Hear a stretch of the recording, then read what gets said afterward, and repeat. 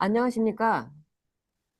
저는 전북국제개발센터장 백수키입니다. 오늘 30차 인디코드에 오셔서 감사드립니다.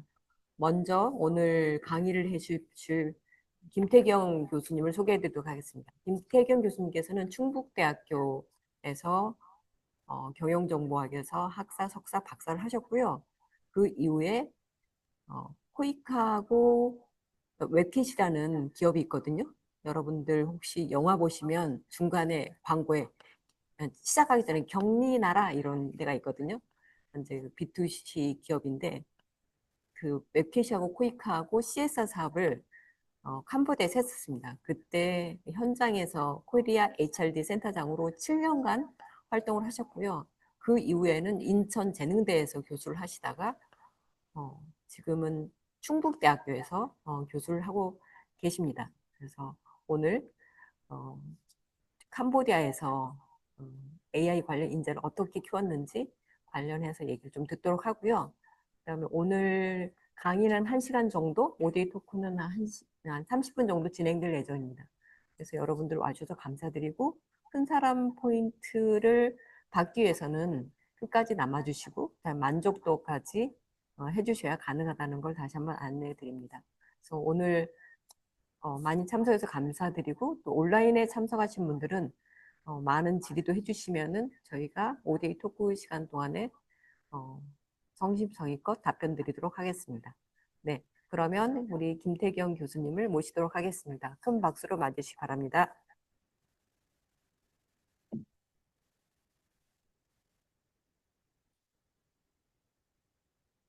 예, 안녕하십니까. 충북대학교 김태경 교수입니다.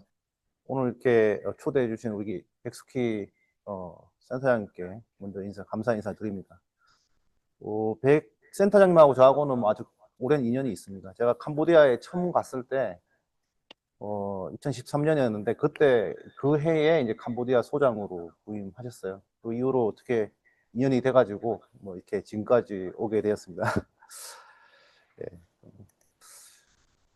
그래서 오늘 제가 좀 할 이야기는 제가 이제 2013년도에 캄보디아를 가서 2020년도 1월 달에 한국에 나왔습니다. 약 7년 동안 캄보디아에서 캄보디아의 소프트웨어 인력 양성 사업을 했고 그것을 어떻게 했는지 그리고 어떤 성과가 있었는지 또 그런 이야기를 좀 하고요. 그 가운데 우리 ODA의 방향, 인력 양성 관점에서의 방향이 어떻게 가야 되는지에 대한 또 어떤 인사이트 정도도 이제 공유를 할 예정이고, 그 다음에 지금 이제 우리나라 인공지능이 지금 아주 중요한 키워드로 자리 잡고 있는데, 그러면 이 인공지능 기술을 기반으로 해서 인공지능과 관련돼서 ODA를 어떻게 해야 할 것인가에 대한 어떤 경험 정보를 좀 공유하도록 하겠습니다. 지난달에 이제 캄보디아 정통부 정보통신부 차관 그 대표단이 한국에 왔고 그 자리에서 이제 제가 제안한 내용들입니다. 그래서 이렇게 좀 아이디어 수준에서 좀 공유를 해드리겠습니다. 그래서 뭐 저는 이런 이력을 갖고 있고요. 주로 이제 제가 연구하는 분야는 이제 인공지능과 이제 양자 컴퓨터 쪽을 주로 하고 있습니다. 빅데이터 쪽 하고 있고. 그다음에 이제 AI 활용 교육. 제가 이제 인문사회 쪽 경영대 소속 교수거든요. 그래서 IT 비전공 학생들에게 AI를 쉽게 가르치고 활용할 수 있는 그런 교육을 지금 많이 하고 있습니다. 우선 제가 캄보디아에서 활동했던 것들을 제가 그냥 제 설명으로 하기보다는 2014년도인가요? 2015년도에 다큐멘터리를 찍어 놓은 게 있습니다. 그 당시 그 기준으로의 그 다큐멘터리 영상을 하나 좀 보여드릴게요. 이 영상이 제가 현장에서 어떻게 이 활동을 했는지에 대한 생생한 정보가 될 것 같습니다. 그래서 자, 공유를 했습니다.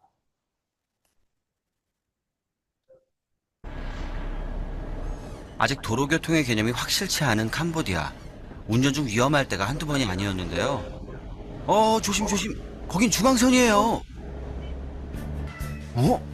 그런데 여긴 아주 오토바이들이 칼같이 각을 잡고 있습니다. 깔끔한 교복에 완전한 안전장구까지. 이곳은 무엇을 하는 곳이죠?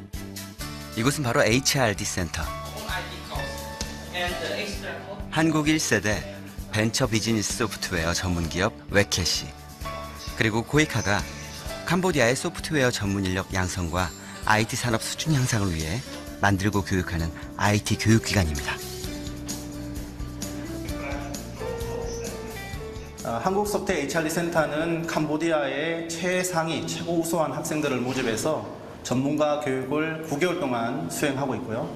그 수료 후에 대한민국 또는 현지의 아주 유명한 소프트웨어 기관으로, 회사 또는 기관으로 취업을 시켜주는 곳입니다. 저희가 지금 하는 건 뭐냐면 고기를 주는 거, 물고기 주는 게 아니고 물고기 잡는 방법을 가르쳐 주는 거예요. 그 1인당 저희가 한번 7, 800만 들여가지고 그 학생들 키워놓으면 그 자체가 지금 이 전문 인력이 왕성돼가지고 다시 또 그때 그 전문가로 가고 캄보디아의 소프트웨어 산업을 갖다가 활성화시킬 수 있는 방법을 주는 겁니다. 이곳 학생들한테 한국말과 문화 공부는 필수인데요. Masih kayo, manada, manal kayo, sita, si kayo. 안녕하세요. 안녕하세요. 마치 한국인 같죠? 올해 3월에 있었던 3기 모집은 60명 정원에 600명이 넘게 몰렸고요. 3주간 필기, 실기, 면접 시험을 거쳐서 까다롭게 선발했는데요. 좁은 문을 뚫고 들어온 학생들인 만큼 공부에 대한 열의가 상당합니다. 지금 보니까 여기 점수도 적혀 있고 달러 있는 거 보니까 이 돈도 적혀 있고 이게 뭔가요?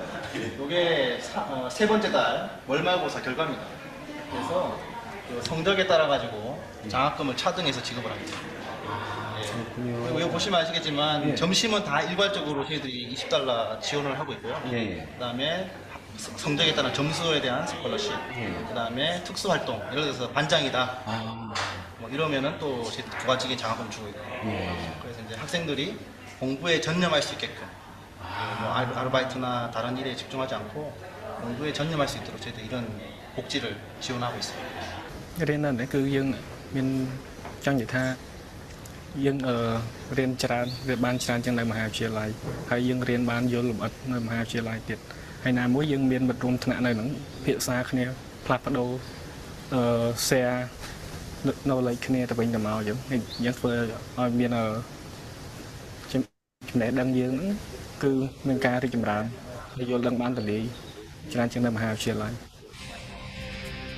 가슴에 태극마크를 단 이곳의 학생들. 본사 실무교육까지 받으면 우리나라의 웬만한 개발자 못지않은 실력을 갖게 된다는데요. 1차에서 2차에서 3차로 점점 산업이 고도화되는 만큼 이곳에서 배우는 기술은 더 많이 중요해지겠죠. 내게 어떠한 사회를 만들어갈 것이냐 그런 것들을 볼 때 가슴이 뜁니다. 저는 대한민국이 저한테 이렇게 기회를 주신 거에 대해서 너무나 감사드리고 캄보디아 와서 제가 뭔가를 주었던 것보다 받은 것이 결국 많더라. 그리고 내가 한 것보다 이렇게 만들어준 사람들의 공이 더 크더라. 저는 그렇게 많이 깨닫고 배우고 있습니다. 그래서 저는 HRD 센터에 대해서 너무 감사하고 또 대한민국 정부 코이카 이렇게 지원해 주신 거에 대해서 너무나 감사하게 생각하고 있습니다.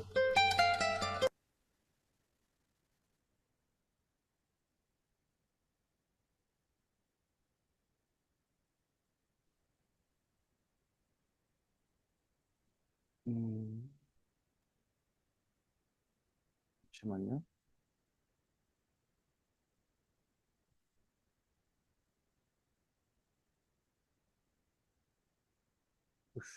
공유가 안 되나? 네. 이제 이렇게 영상을 짧은 영상으로 그 현장의 소식을 생생하게 보내드렸습니다. 근데 시점이 10년 전 이야기예요. 10년 전. 제 얼굴을 봐도 저하고 알겠지만 약간 좀 변했습니다. 약간 성숙해졌어요. 그때에 비하면은.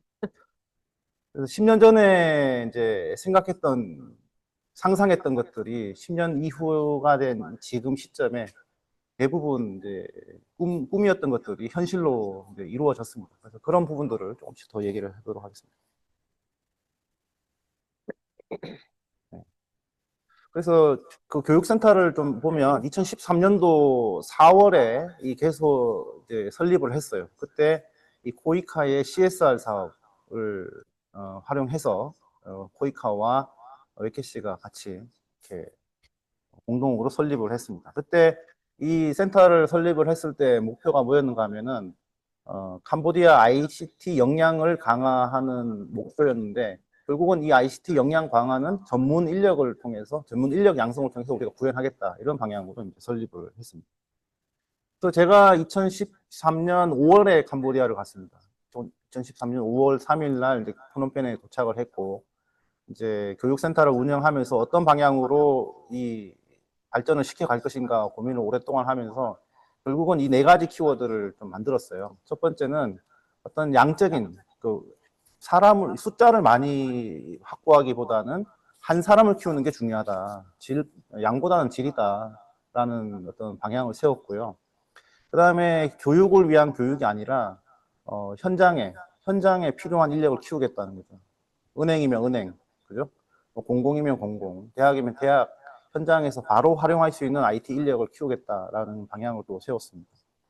그 다음에 그 당시 2013년도에 어떤 IT의 변화가 상당히 빠른 시점이었습니다. 그래서 빨리 변화에 빨리빨리 적응하는 교육 프로그램을 만들어야겠다. 그래서 제가 나오는 시점에는 심지어 블록체인 교육하고 AI 교육도 그 당시에 진행을 했습니다. 항상 시장에서 필요한 인력을 빨리 사전에 준비를 하고 만들어야지 그게 이 배출이 됐을 때 좋은 일자리와 연결이 될 수 있거든요.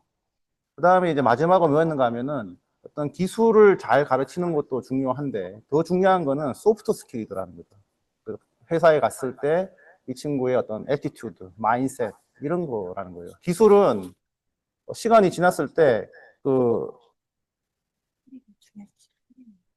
네.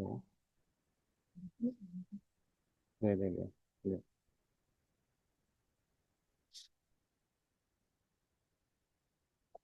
아닌 것 같은데. 다시. 네, 그래서 이제 인력 양성을 하는 데 있어서 중요한 것은 하드 스킬, 어떤 테크니컬한 스킬도 중요하지만 그 학생들의 예절이라든가 마인드셋이라든가 이런 것들이 훨씬 더 중요하다 생각을 하고 그쪽에 또 집중을 많이 했습니다. 발표 능력, 그다음에 뭐 토론 능력 이런 식으로. 그래서 이 네 가지의 큰 줄기를 잡고 이제 하나씩 셋업을 한 거죠.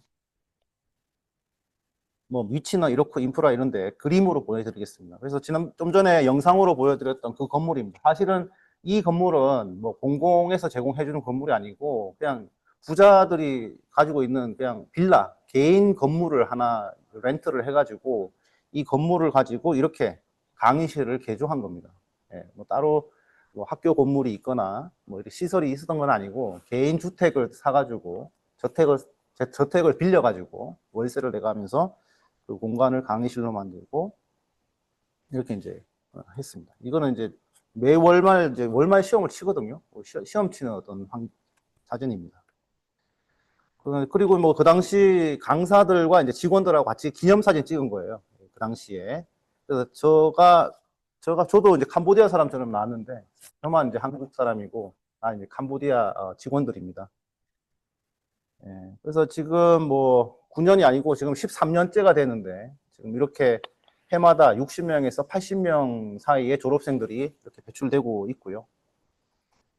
마침 또 다음 주에는 지금 한국에서 공부하고 있는 캄보디아 유학생들, 석박사 유학생들과 부산에서 파티를 합니다. 모임을 합니다. 한 40명 정도 오기로 결정을 했어요.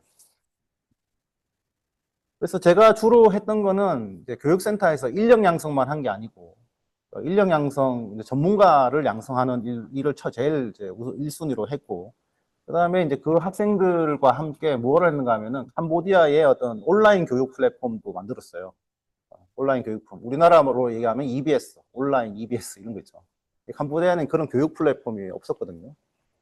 그래서 왜냐하면 이 친구들은 개발 교육을 받으니까 개발 교육을 받아가지고 끝나는 게 아니고 그 개발 기술을 캄보디아 현지에 필요로 하는 서비스를 그 자리에서 만들도록 프로젝트를 한 거예요. 그래서 그 서비스 중에 하나가 이제 성공을 해서 이렇게 이러닝 플랫폼 만드는 활동을 했고, 그 다음에 이 친구들이 그래도 캄보디아에서는 우수한 학생들이고 IT를 잘하는 학생들입니다. 근데 그 당시에 초중고에는 IT 관련된 선생님이 없었어요. 그래서 학생들에게 너희들이 교육을 받고 어떤 지원을 받는 것만 하지 말고 너희들이 줄 수 있는 것도 해야 된다 해서 이제 그 학생들을 프놈펜에 있는 중고등학교에 IT 교사로 이렇게 파견해서 이렇게 했던 그런 활동이 있습니다. 크게 세 가지를 좀 했어요. 사실은 제가 맨 처음에 갔을 때 사업의 목표는 첫 번째밖에 없었습니다. 하지만 저 사업을 조금 더 효과적으로 하기 위해서는 또 그다음에 성과를 더 만들기 위해서는 다른 것들이 같이 연결돼서 움직여야 된다라고 판단을 했고, 그러다 보니까 두 번째, 세 번째의 사업 내용은 그냥 자연스럽게 따라온 이제 결과물이 되었습니다. 그래서 결론적으로 말하면 지금 이제 그 캄보디아의 소프트웨어 교육센터는 현재 캄보디아에서 젊은 애들이 가장 가고 싶어하는 이제 IT 교육센터가 됐다라는 겁니다. 결론적으로. 그래서 100% 들어오면은 수료를 했을 때 거의 100% 취업을 했고요. 그 다음에 그 2015년도, 16년도 기준으로 이 교육센터를 수료한 학생들이 기존 일반 대학교에 졸업한 아이들보다는 급여를, 월급을 1.5배에서 2배 정도 더 받는 통계치를 저희들이 확인을 했습니다. 그래서 교육을 통해서 어쨌든 소득이 높아지는 가장 직접적인 어떤 성과를 보였고요. 그 다음에 이제 경쟁률은 좀 전에 2기, 3기 때는 10대 1까지 올라갔습니다. 이제 들어오니까 아이들이 취업도 잘 되고, 회사에 취업을 했는데 급여 수준도 상당히 높아진다라는 이제 소문을 듣고 경쟁률이 10대 1까지 올라갔고, 그 이후부터는 이제 오히려 경쟁률이 떨어지기 시작했습니다. 왜냐하면은 들어가기 쉽지 않구나 이제 이런 인식이 생겨가지고 어느 정도 준비된 학생들이 시험을 치러 오는 그런 이제 상황이 되었습니다. 당연히 이제 이 과정은 무료였고요. 좀 전에 영상에서 봤겠지만은 생활비를 일부 지원해주는 그런 프로그램이었습니다. 그래서 이게 이제 필기시험 이제 장면입니다. 그래서 이 필기시험을 칠 때 전국에서 와요.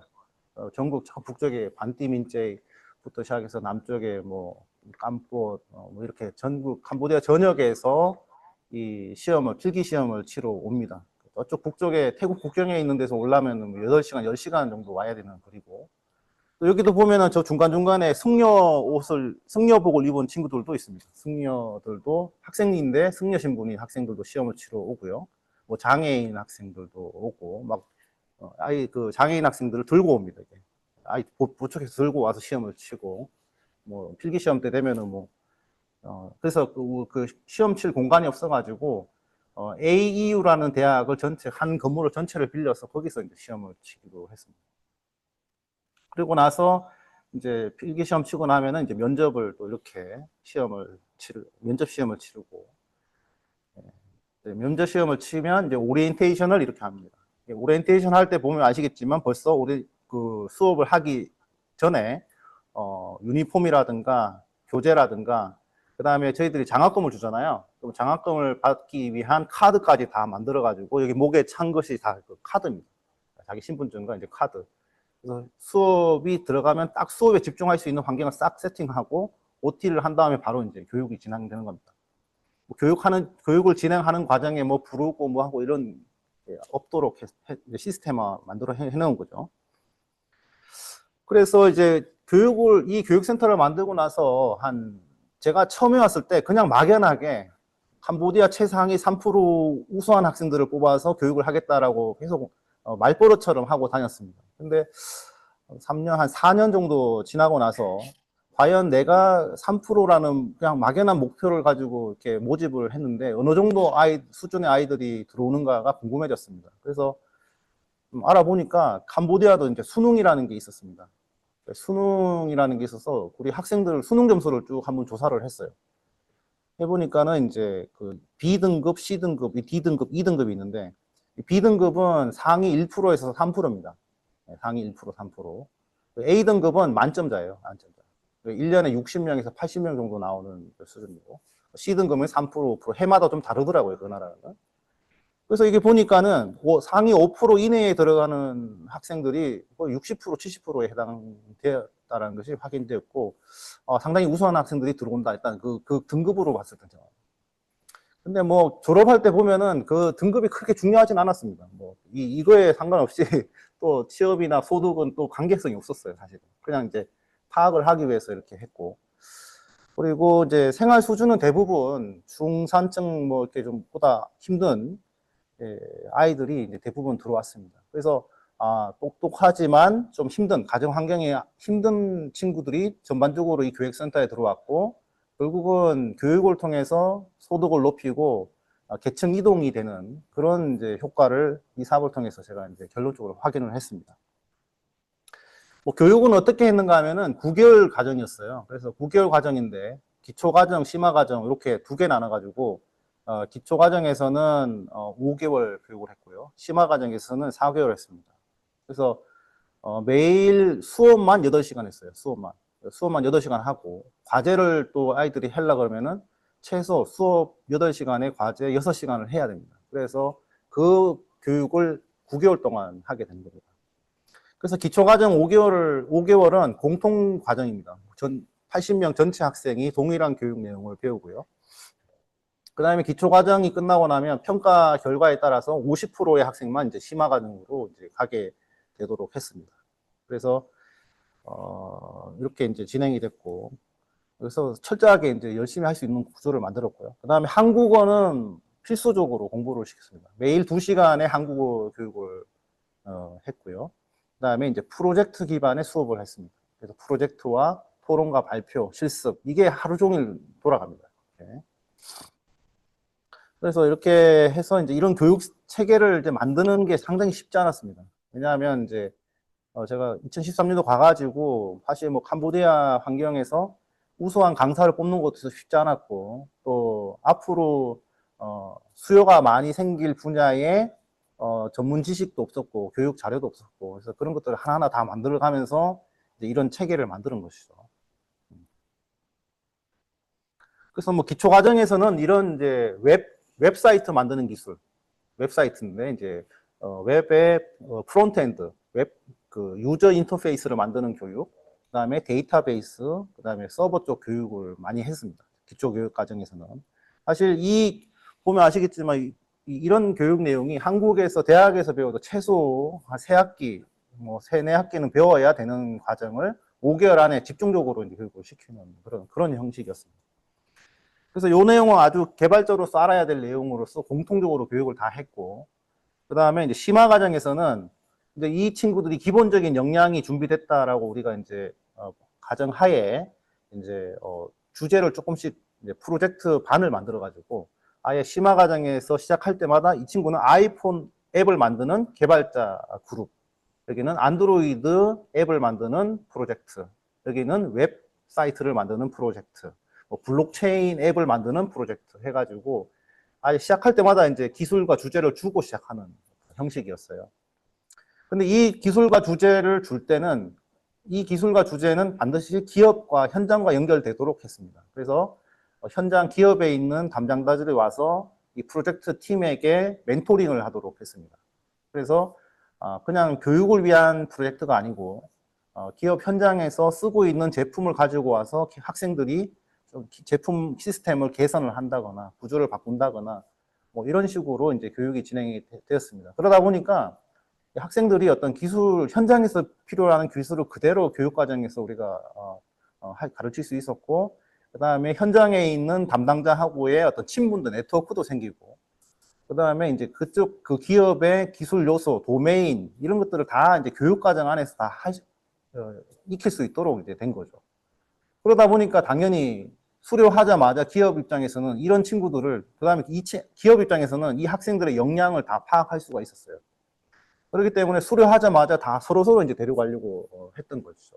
마침 그 당시에 개발자의 수요가 상당히 폭증하고 있었는데 현장에는 그런 개발자가 없었거든요. 예.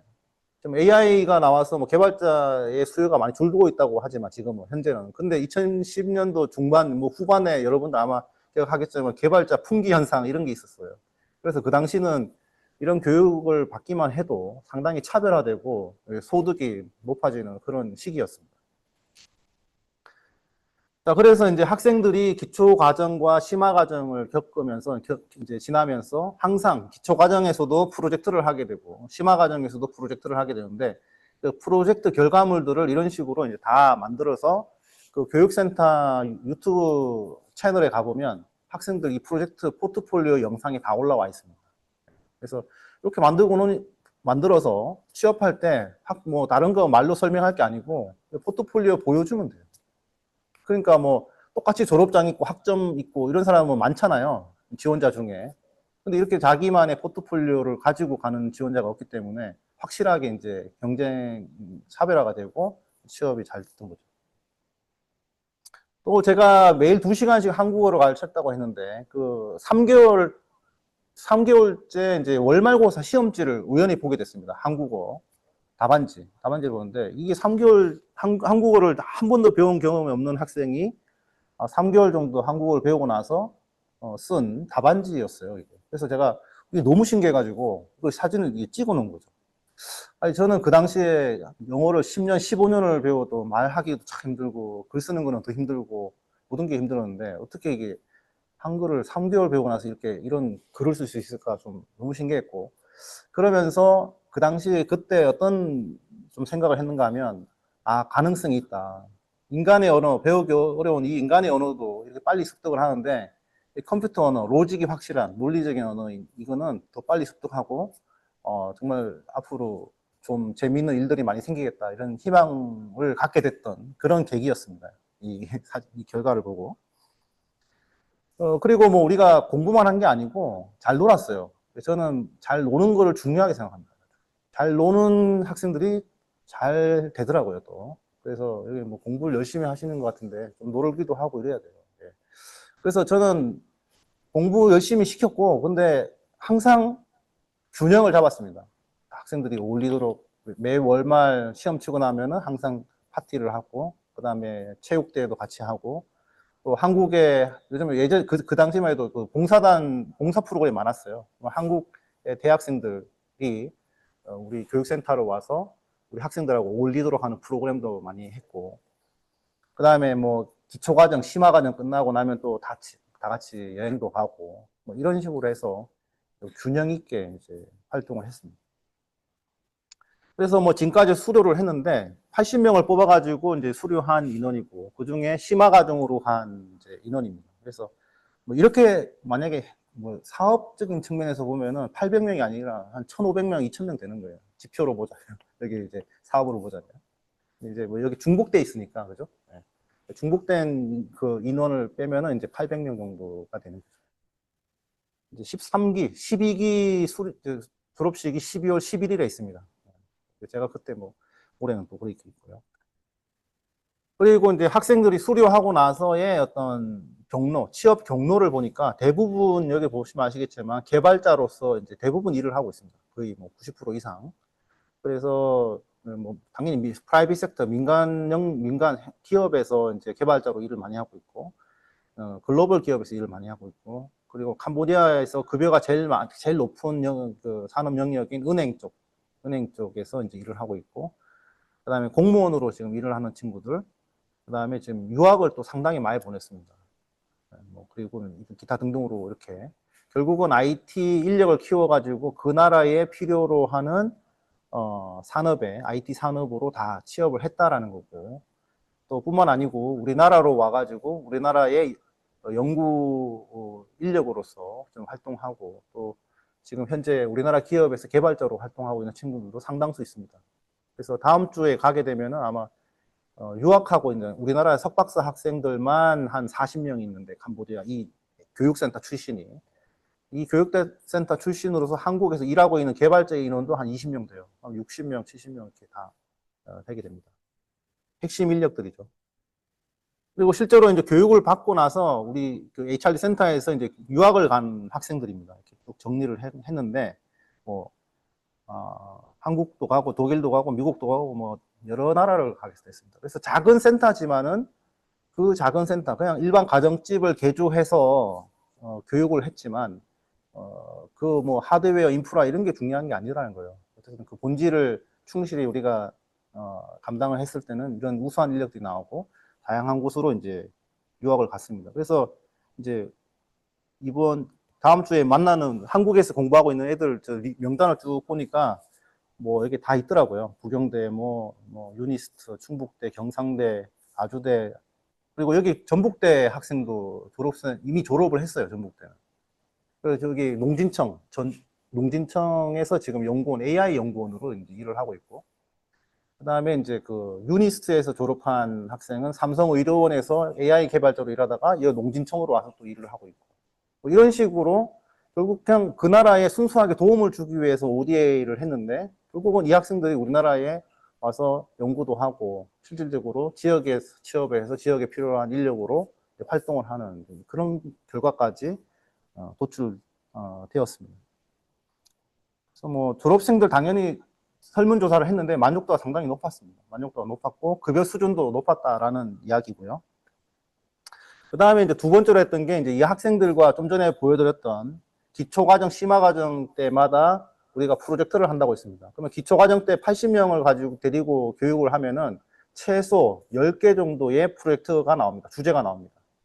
그래서 매 기수마다 이제 기초과정 8개에서 10개 주제, 심화과정 4개에서 6개 주제, 이렇게 하면 1년에 16개에서 17개 주제가 나오는 거죠. 매년 그렇게 주제가 만들어지는 거예요. 그런데 그 주제 중에 그래도 비즈니스가 될 만한 주제가 한두 개씩 나왔습니다. 그 중에 하나가 이제 이런 교육 서비스를 제안했고, 이 교육 서비스가 학생들 프로젝트 주제로 시작을 했지만 이제 쭉 개발을 하면서 이렇게 여러 사람이 사용하는 서비스까지 확장한 경험이 있는 거죠. 그래서 캄보디아는 그 당시에 그 수업을 듣는 학생들이 시험 점수를 잘 받기 위해서는 그 자기 학교의 선생님한테 과외를 받아야만 되는 상황이었어요. 돈이 없으면은 심지어 학교에서도 과외 배울 수 없는 그런 상황이었고, 지방에는 더 열악했죠. 지역에는. 네, 지역에는. 그래서 이제 제가 이제 제 직원 중에 형이 이제 수학 선생님이었고, 또 직원의 남편이 뭐 화학 선생님이었고, 이래가지고 그분들을 센터로 불러가지고 일일이 그 수업을 다 찍었어요. 그래가지고 이제 그래서 만들기 시작한 겁니다. 학생들은 플랫폼을 개발하고, 컨텐츠는 주변 사람들을 불러가지고 다 찍고, 그래서 만든 게 이제 크메르 아카데미라는 걸 한번 만들었습니다. 그래가지고 2018년도 보니까는 가입자가 한 15만 명까지 올라갔고, 한때는 캄보디아 교육 앱의 1등까지도 했었습니다. 2017년도 2월 달이었는데. 그래서 뭐 그 당시에 이제 6,100개 정도의 비디오가 있었고, 제일 중요하게 인기가 많았던 거는 그 캄보디아도 수능이 있다고 했잖아요. 수능 기출문제, 문제풀이하는 영상을 다 찍었거든요. 수학이 제일 관심이 많으니까. 수학, 물리, 화학, 생물, 그리고 4과목. 그랬더니 그 컨텐츠에 대한, 그것도 이제 우리가 플랫폼이 없으니까 유튜브에 다 올리고, 앱에서 유튜브에 있는 영상을 보도록 한 거예요, 앱으로. 심플하게. 근데 15만 명이 가입을 하고 막 영상을 보고. 그리고 이제 우리 교육센터에서 하고 있는 IT 교육 컨텐츠도 다 찍어서 공개를 했습니다. 네.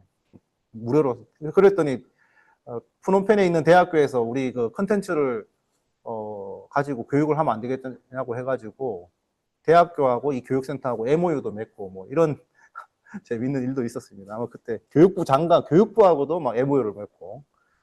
예. 그래서 차별화, 그 사회에 필요로 하는 것들을 제공하면 항상 찾아온다라는 거예요. 우리 교육센터의 라이센스는 사실은 시청에서 허가받은 그냥 보습학원 라이센스예요. 근데 그 보습학원 라이센스를 가진 기관하고 교육부하고 MOU도 맺고 재밌는 일들이 있었어요. 이제 이런 화면은 이랬습니다. 딱 우리나라 EBS 화면처럼 비슷하게 했는데 조금 더 심플하게 했고, 여기 있는 이제 저게 화면에 보이는 선생님이 저희 행정 담당 실장의 형입니다. 수학 선생님인데, 그리고 뭐 여러 가지 했죠. 모바일 앱은 또 이렇게 만들었다라는 거고요. 그래서 이제 카테고리별로 타고 들어가서 내가 필요로 하는 컨텐츠를 크메르어로, 캄보디아 언어로 배울 수 있도록 이렇게 앱을 만들어 놓은 거죠. 그 다음에 이제 이것도 다 학생들이 한 거예요, 결론은. 그리고 나서 이제 좀 전에 말씀드렸지만은 우리가 이제 교육센터에 컴퓨터를 가지고 주로 하는데, 한 3년, 5년 정도 지나면 컴퓨터를 교체를 하는 시기가 있습니다. 그러면 그 교체하는 컴퓨터를 프놈펜에 있는 8개의 8개의 고등학교에 기부를 했어요. 기부를 하고 그 컴퓨터의 관리는 철저하게 HRD 센터, 우리 교육센터의 학생들이 가서 다 관리를 하도록 그렇게 이제 봉사활동을 시켰습니다. 주말마다.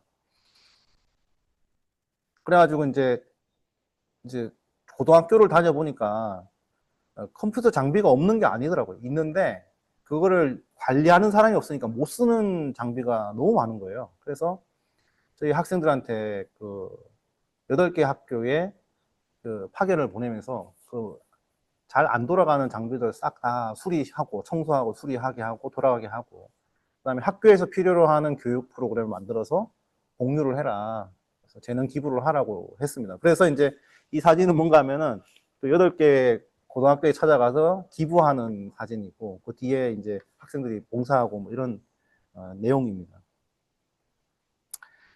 이제 그래서 이게 사실은 이 CSR 이 프로그램의 목표는 그냥 IT 인력 양성 사업이에요. 쉽게 얘기하면. 근데 내용을 쭉 들어보면은 IT 인력 양성을 하고 그다음에 그 또 내용을 보면 그 나라에 필요로 하는 온라인 교육 플랫폼도 만들었고 결론적으로 그다음에 또 보면은 학생들을 그죠 중고등학교로 보내가지고 IT 교사의 역할을 하도록 하고 이렇게 됐다라는 결론적으로. 근데 사람을 키우니까 이렇게 가능한 거예요. 사람을 키우니까 전문가를 인력도 양성하지만 그 인력들이 그 나라에 필요로 하는 서비스들을 만들 수 있게 됐고 그 나라에 필요로 하는 교사들도 양성할 수 있게 된 거죠. 1타 3피죠. 그죠? 근데 만약에 이렇게 어떤 구조를 만들 수 있는데 지금 그때 이제 ODA 사업들을 보면은 이렇게 수평적으로 간다는 거죠. ICT 봉사 사업 따로 있고, 그 다음에 뭐 e-learning 지원 사업 따로 있고, 인력 양성 따로 이렇게 된다는 거예요. 근데 이 각각의 이게 봉사활동 사업도 예산이 엄청나고요. 그 다음에 뭐 그 나라의 전자정부 지원 규칙 사업이라든가 e-learning 플랫폼 만들어주는 사업이라든가 이것도 엄청나요, 사업이. 근데 이 사업은, 인력 양성 사업은 1년에 그때 6억인가 6억 한 8천 정도 했습니다. 1년에 6억 8천으로 연 6억 8천 예산으로 이걸 했어요. 근데 현지인을 키워가지고 플랫폼을 만들고 현지인을 키워서 그 나라의 IT 강사, 교사 역할을 하게 하면은 오히려 효과성도 높고 지속 가능성도 훨씬 높아요. 그 다음에 예산도 덜 들고 생각보다. 그래서 제가 이제 ODA 전략으로는 좀 탑다운으로 하자. 우수한 각 나라의 우수한 사람들을, 우수 인력들을 키워가지고 그 우수 인력들이 그 나라에 필요한, 그 도메인에 필요한 서비스도 만들고 그 나라에 필요로 하는 교육자로도 활동할 수 있도록 해야 된다. 사실은 우리나라 사람이 아무리 뛰어나다고 해도 캄보디아 오지에 있는 학교 가서 컴퓨터 교육하라고 하면은 그 사람의 능력이 안 나가요. 아무리 뭐 뛰어난다 해도. 그죠? 그 나라의 사람이 그 나라의 환경을 잘 알고 그 나라 사람들이 필요한 거 잘 알고 제일 잘할 수 있습니다. 그런 것들을 좀 메시지를 주고 싶었어요. 이런 사업을 통해서. 그래서 뭐 이게 보면은 우리 뭐 플랫폼 구축하고 전자정부 플랫폼 구축해주고 오는 거 보면은 지속 가능하지가 않습니다. 이거.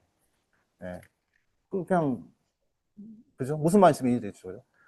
그 나라의 현지에서는 정말 우리나라가 보기에는 되게 별로 심플한 앱인데 그게 필요한 거예요, 사실은. 우리 되게 복잡하고 멋있어 보이고 되게 많은 기능이 있는 게 아니라 아주 심플한데 필요한 것들이 필요한 거죠. 그걸 만드는 데 있어서는 그 나라 사람들이 제일 잘하는 거예요. 그 다음에 이제 좀 재밌는 이제 요 사진인데 이 왼쪽에 보이는 학생들은 이제 장애인 학생들입니다. 장애인 학생. 보면은 저 왼쪽에 있는 제일 왼쪽에 서서 있는 학생은 왼팔이 없어요. 여기 중앙에 있는 아이는 이제 손이 이렇게 좀 힘든 아이고, 2명은 걷지를 못합니다. 근데 이제 이 아이들이 이 IT 교육을 받고 지금은 다 팀장이에요. 근데 상당히 장애인이라고 하면은 그 편견이 심했습니다. 캄보디아도. 우리나라도 그런 게 상당히 강한데, 캄보디아는 더 심해요. 마치 뭐 어떻게, 뭐 죄를 지은 것처럼, 죄인인 것처럼 그렇게 살아가는 사람들이 꽤 있습니다. 근데 저 학생들이 이제 IT 교육을 받고 지금은 아주 정상적인 삶을 잘 살고 있고 그렇게 살고 있어요. 지금도 한 3명은 아직 연락이 되고 있고. 저기 오른쪽에 보이는 학생들은 승려예요, 승려. 승려입니다. 그러니까 승려이면서 대학을 다니는 아이들이 있어요. 어릴 때부터 부모 가정 환경 때문에 이제 승려가 된 아이들인 것 같은데, 근데 이제 교육센터에 이제 합격을 하고 나면 이 승려의 삶과 교육센터의 어떤 생활이 안 맞습니다. 그래서 결정을 해야 돼요. 그래서 승려를 포기하는 거죠. 승려를 포기하고 교육센터에 온 거예요. 환속한 거죠, 환속. 그 전문 용어로. 그래서 이 친구들 그 당시에 이렇게 왔는데 지금은 다 결혼하고 해놓고 잘 살아요. 그래서 제가 우스갯소리로 교육센터 안 만났으면은 너 결혼을 못 했을 텐데, 그러니까 맞다고 하더라고요. 네. 그래서 제일 먼저 또 결혼도 제일 빨리 하더라고요. 지금. 뭐 제가 그래서 아무튼 재밌는 일들이 많았습니다. 제가 여기 지금 요 한 기수에만 6명을 승려가 이제 환수를 했는데, 전체 기수로 따지면은 뭐 10명 이상이 이제 승려가 이제 환속을 한 거죠. 그래서 누가 이제 선교사냐고 해서, 선교사는 승려를 못 바꾼다고. IT 교육을 하니까 옷을 바꾸는 거지. 예. 선교사가 승려 옷을 15명씩 어떻게 환속을 시키냐고. 제가 그랬어요. 예. 저도 물론 그 교회를 좀 다니긴 하지만은 그랬습니다. 그래서 교육을 해서 그 사람들이 생활이 바뀌게 도와줘야지, 그 뭐 좋은 얘기만 한다고 바뀌지 않는다. 그런 좀 피부에 와닿아야지 수업도, 그죠? 도움이 되고, 자기 진로에 도움 된다고 하면은 눈이 반짝반짝 해요. 지금 이런 수업은 이제 그냥 교양으로서 듣기 때문에 그 재미는 없어요. 근데 뭐 만약에 이 과목 들으면은 취업이 되고 뭐 자기 연봉이 한 20% 올라가고 이러면은 뭐 난리가 나죠, 그죠? 그런 식의 어떤 교육을 했기 때문에 이 사람들이 환속할 수 있는 뭔가 동기가 생겼던 거죠. 그래서 저는 이제 이런 것들이 사례가 너무 많아요. 그래서 아니 이런 거 좀 추정 연구 좀 하고 싶은데, 효과성이라든가 뭐 아직까지 제가 역량이 안 돼서 그것까지 못 갔고, 근데 계층 이동을 했다라는 거죠. 계층 이동. 이 사실은 사회 저쪽 복지 쪽 하는 분들은 계층 이동은 거의 불가능하다 이렇게 결론을 내는 사람도 있더라고요. 네, 계층 이동. 우리나라도 계층 이동이라는 게 쉽지 않잖아요. 네? 근데 캄보디아에서 계층 이동이 된 거예요. 사실은. 근데 이 친구들은 아주 그 재미있는 사례의 계층 이동이고, 한 60%, 70%의 학생들은 계층 이동을 다 했어요. 지금도 제가 캄보디아 들어가면은 그 은행 여기 유학하고 들어간 학생들은 대부분 급여가 2,000불이 넘어요. 많이 받는 친구는 4,000불 벌어요. 환율로 따지면 지금 뭐 1,500원 쳐도 저보다 더 벌더라고요. 그래서 야, 너 진짜 출세했다, 너 진짜. 한국. 그래서 계층 이동을 한 거죠. 그래서 여기서 막 졸업 못 해가지고 한 2학기 미뤄서 가고 이랬는데, 은행에서 IT 팀장하고, 그래서 제가 캄보디아 가면은 밥은 잘 얻어먹더라고요. 그래서 계층 이동을 한 거죠. 계층 이동. 이 키워드는 사실은 우리나라도 필요한 얘기예요. 우리나라가 더 필요한 얘기고, 근데 캄보디아기 때문에 조금 더 수월하게 할 수 있지 않을까, 그런 얘기도 들고. 기회가 성장하는 나라고 막 급성장하면서 그랬던 것 같습니다. 그래서 이제 뭐 계층 이동에 대한 어떤 효과성에 대한 잠깐 얘기. 그다음에 우리나라 1915년도부터 2020년도, 그다음 코로나 시기에 IT 개발 인력 부족 현상으로 인해서 기업들이 비즈니스를 하기가 힘들어했습니다. 특히 이 지역에 있는 업체들은 IT 인력 구하기가 쉽지 않습니다.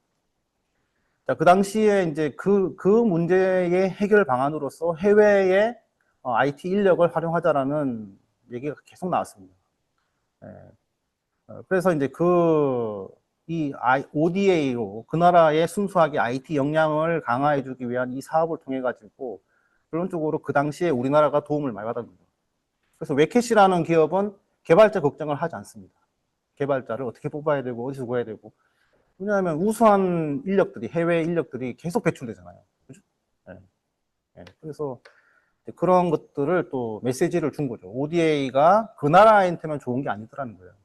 우리나라에게도 도움이 된다. 좀 전에 40명의 석박사, 캄보디아에서 제일 우수한 석박사애들이 와가지고 대학원에 와서 우리나라에 필요한 연구를 하고 있고, 그죠? 그리고 그 친구들이 그 지역에 정주해서 농진청, 이게 전북 지역에 있는 농진청 기관에 가서 일도 하고, 이 지역에 농업에 필요한 연구도 하고, 이런 선순환 구조가 만들어지는 거죠. 예. 이렇게 이제 제가 했던 얘기고요. 했던 일이고요. 그 다음에 이게 이제 과거 시점과 현재 시점이 막 섞여 있어가지고, 예, 그렇습니다만은, 아무튼, 이제 13년도에 가가지고 2020년도에 왔는데, 지금도 그 그 학생들하고 계속 교류를 하면서, 뭐, 심지어 지금 그 졸업생 중에 영상 중에 잠깐 나왔어요. 이게 가르치고 막, 이게 가르치는 강사가 있었거든요. 영상 중에. 그 학생이 이제, 미국의 산호세 주립대 컴퓨터공학과 교수가 됐어요, 올해. 그 친구가 2기였는데, 뭐 그런 이제 사례도 나오고, 그 친구 집에는 제가 결혼식 할 때 갔다 왔어요. 브레비앙이라는 동네에 갔는데, 아주 그 시골에서도 가난한 집이었어요. 과일 팔던 집입니다. 아들님인데. 근데 그 친구가 이제 올해 2학기 때부터 이제 산호세 주립대 컴퓨터공학과, 산호세 주립대는 좋은 대학이에요. 실리콘밸리의 중심에 있는 대학이고, 거기 교수가 됐고. 또 뭐 한 명은 캐나다에 있는 이제 이게 왔다가 이제 부경대 박사를 받고 그 캐나다에 있는 자나두라는 양자 컴퓨터 회사에 이제 엔지니어로 취업을 했습니다. 네, 그 친구는 이제 5기였습니다. 5기였나 4기였나. 그래서 제가 이제 한국으로 데리고 와가지고 어떻게든 끝까지 박사학위까지 받아라고 했는데 지도교수 잘 분야도 잘 선택했고, 그래서 양자 컴퓨터에서의 아주 잘 나가는 회사입니다. 캐나다. IBM이 투자하는 회사고, 그게 엔지니어로 취업을 했어요. 완전히 계층 이동한 거죠, 그죠? 완전히 계층 이동한 거죠. 뭐 그런 사례도 있고, 뭐 충북대 박사 받고 나서 충북대에서 지금 빅데이터 전공 수업을 좀 하고 있는 캄보디아 학생도 있고, 앞으로 2명 더는 또 계속 그런 식으로 외국인 학생들이 늘면서 외국인들이 이제 강의를 해야 되는 시대가 옵니다. 그런 학생도 있고요. 너무 많아요. 그런 사례들이. 캄보디아 현지는 국세청의 시스템은 그 HRD 센터 졸업생들이 캄보디아 국세청 전산 시스템을 다 구축을 하고, 뭐 이런 사례들이 이제 계속 이미 나와 있고 앞으로 더 나올 거예요. 그런 와중에 이제 캄보디아 정부에서는 AI에 대한 관심이 막 커지고 있고, 그래서 그 캄보디아 정부에 어떻게 하면은 우리가 ODA 또는 협력 프로그램을 통해서 좀 윈윈 할 수 있을까라는 이제 주제가 좀 생겨가지고, 지난달에 캄보디아 그 우정통신부 차관하고 대표단들이 한국에 왔을 때 제가 그러면 AI 협력은 어떻게 가야 될 것이냐, AI 분야에서는 어떻게 협력을 할 것이냐에 대한 좀 발표를 했어요. 그 내용을 조금 설명을 드리겠습니다. 근데 제가 이렇게 설명을 하면 오래 걸리기 때문에, 제가 또 AI 쪽 가르치는 사람이잖아요. 그래서 우리가 구글의 노트북 LM이라는 서비스가 있어요. 그래서 요 슬라이드를 AI에다가 싹 올리니까 기가 막히게 그걸 설명을 잘 해주더라고요. 저보다 더 재밌게 하더라고요. 그래서 그거 한번 틀어드리겠습니다. 잠깐만요.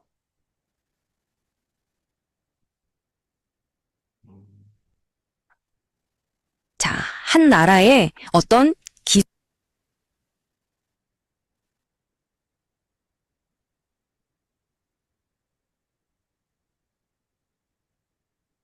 한번 잘 들어보세요.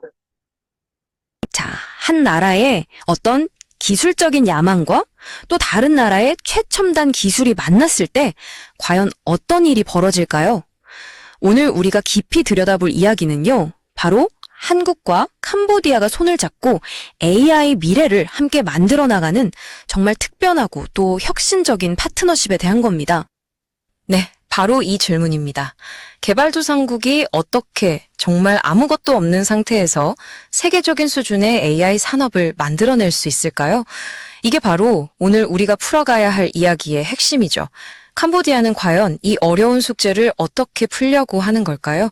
그 놀라운 해답의 실마리가 바로 한국과의 아주 특별한 파트너십 안에 있습니다.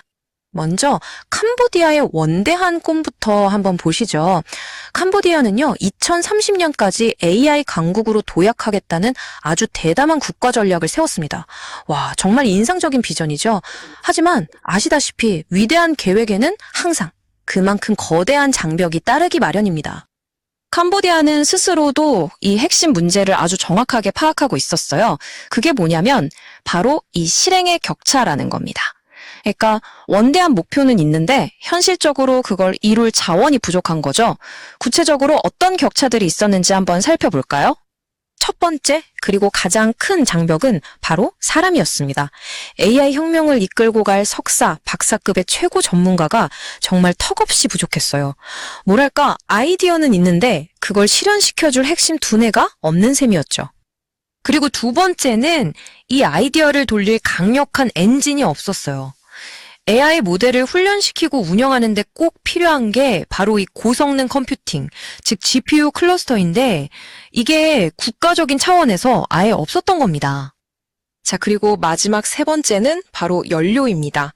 아무리 좋은 두뇌와 엔진이 있어도 연료가 없으면 소용없잖아요. AI를 캄보디아에 맞게 똑똑하게 가르치려면 현지 언어인 크메르어 데이터가 필수적인데 이 데이터가 턱없이 부족했던 거죠. 자, 그럼 이 세 가지 거대한 격차, 이걸 과연 어떻게 극복할 수 있었을까요? 이 엄청난 격차를 메우기 위해서 바로 여기서 한국 컨소시엄이 등장합니다. 일종의 다리를 놓겠다는 거죠. 근데 이게 그냥 단순한 제안이 아니었어요. 지난 10년이 넘는 시간 동안 쌓아온 깊은 신뢰를 바탕으로 한 아주 구체적인 해결책이었습니다. 이 파트너십의 뿌리가 얼마나 깊은지 보여주는 숫자죠? 무려 12년입니다. 하루아침에 만들어진 관계가 아니에요. 캄보디아 소프트웨어 인력개발센터를 통해서 정말 꾸준하게 캄보디아의 기술 인재를 키우는 데 함께해온 겁니다. 그럼 그 12년의 투자가 어떤 결과를 낳았을까요? 바로 700명이 넘는 이분들이 그냥 졸업하고 끝난 게 아니라 지금 캄보디아의 기술 분야 곳곳에서 핵심적인 기동 역할을 하고 있다는 게 중요하죠. 이 파트너십의 핵심 철학이 바로 이 문장에 다 담겨 있다고 생각해요. 우리는 단순히 기술을 가르치는 게 아니라 캄보디아 인재를 글로벌 리더로 만듭니다. 그러니까 그냥 기술자가 아니라 미래를 이끌어갈 리더를 키우겠다는 그런 원대한 목표가 있었던 거죠. 그리고 그 철학이 만들어낸 실제 결과물이 바로 이분입니다. 치앙 부티아 박사. 여기 인력개발센터를 졸업해서 무려 실리콘밸리에 있는 산호제 주립대학교의 컴퓨터 과학과 교수가 됐어요.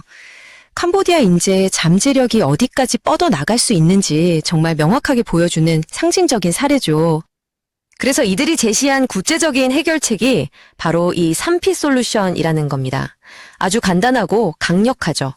최고의 인재, 피플을 키우고 한국의 최첨단 기술, 플랫폼을 제공하고 그리고 이 모든 걸 아우르는 강력한 파트너십, 생태계를 만드는 것. 이 세 가지 축으로 주권 AI를 만들어 나가자는 겁니다. 특히 이 기술, 즉 플랫폼 부분이 정말 파격적입니다. 이 1억 6천만 달러라는 숫자 보이시죠? 이게 한국이 자국의 국가 기반 AI 모델을 만드는데 쏟아부은 투자 금액이거든요. 그런데 이걸 그러니까 한국 AI 기술의 왕관 보석이라고 할 수 있는 이 핵심 자산을 캄보디아와 공유하겠다는 겁니다.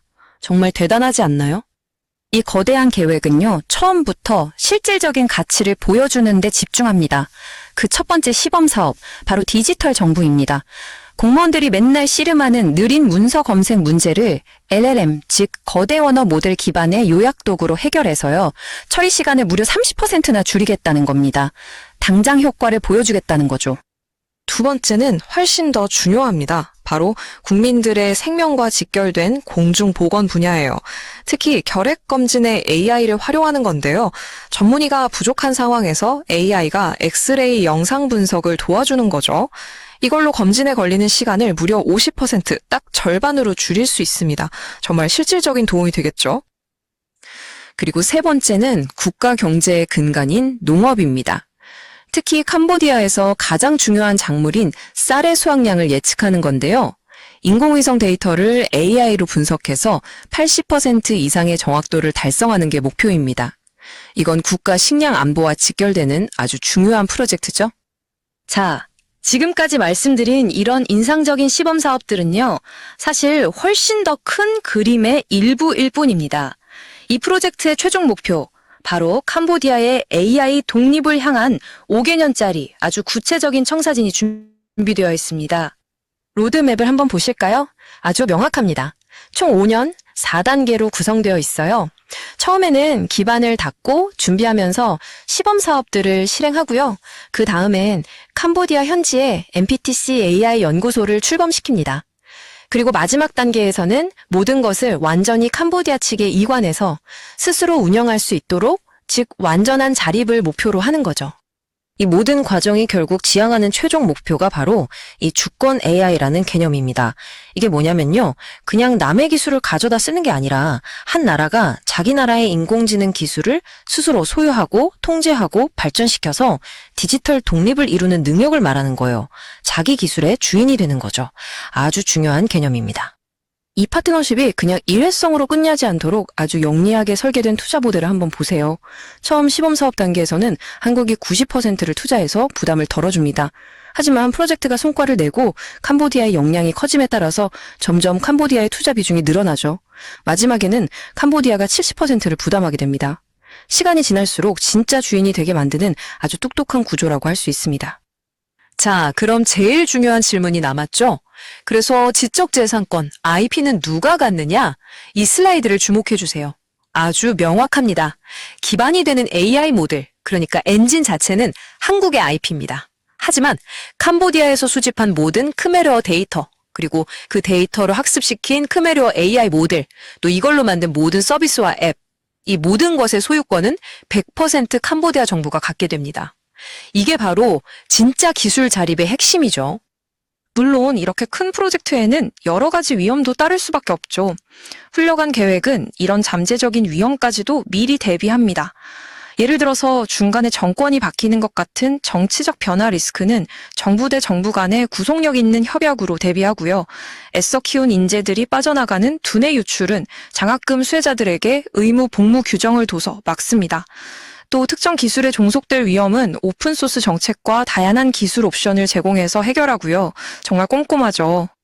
결국 이 한국과 캄보디아의 파트너십을 보면 이건 단순한 기술 이전 프로젝트가 아니라는 생각이 듭니다. 일방적으로 도와주는 원조도 아니고 차가운 비즈니스 거래도 아니죠. 신뢰를 바탕으로 함께 성장하는 완전히 새로운 모델을 제시하고 있는 건데요. 과연 이 모델이 앞으로 글로벌 기술 파트너십의 새로운 청사진이 될 수 있을까요? 미래가 이 질문에 대한 답을 우리에게 보여줄 겁니다.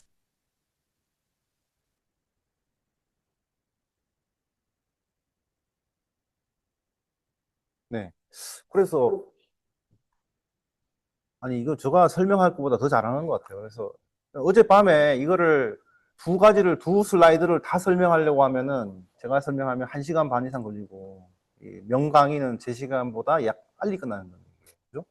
그 시간을 맞추려다 보니까 이제 고민을 하다가 노트북에 이 AI를 찾다가 그냥 제가 만든 슬라이드를 올렸어요. 그냥 올렸어요. 제가 뭐 한 것도 없어요. 그냥 올리고 그냥 만들었어요. 근데 이 정도가 나왔습니다. 물론 이 내용 중에 약간 안 맞는 내용도 있긴 있어요. 제가 봤을 때 잘못된 게 있지만, 근데 전체적인 맥락은 참 잘 만들어가지고 제가 전달하고자 하는 뭐 큰 흐름은 다 충분하다 싶어서 제가 틀어드렸습니다.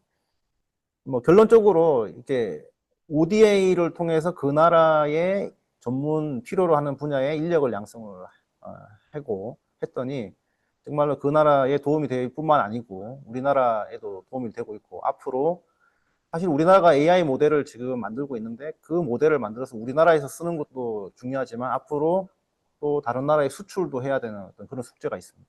그래서 그럴 때 이제 이런 ODA를 통해서 한번 그 나라의 서비스의 원천이 되는 엔진을 우리가 우리의 것으로 한번 갖고 이식을 해 가는 것이죠.